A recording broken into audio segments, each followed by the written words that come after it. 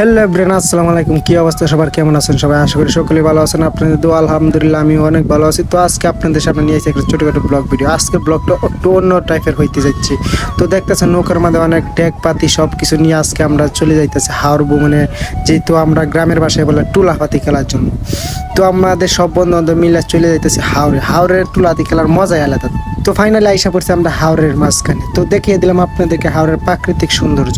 তো সবাই মিলে কাজ করলে নাকি কটিং কাজও সহজ হয়ে যায়। তো এই জন্য আমরা সবাই হাতাহাতি পেঁয়াজ রসুন বাচ্চালাম।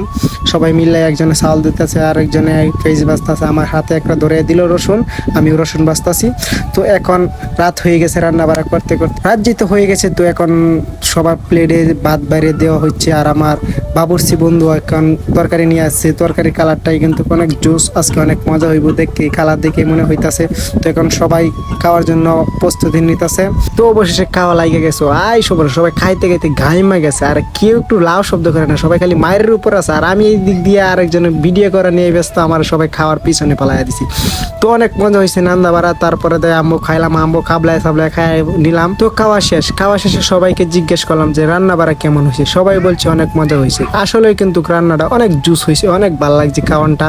তো নানছি কিন্তু আপনাদেরকে দেখাইছি কে নানছি, এই যে ডেস্কির যার হাতে হয়ে নানছি বন্ধু। তো খাওয়ার মধ্যে অনেক মজা মাস্তি করলাম। বেশ আজকের ব্লগটা কিন্তু এই পর্যন্ত হয়ে যাচ্ছে শেষ। টাটা, সবাই ভালো থাকবেন, আল্লাহ হাফেজ।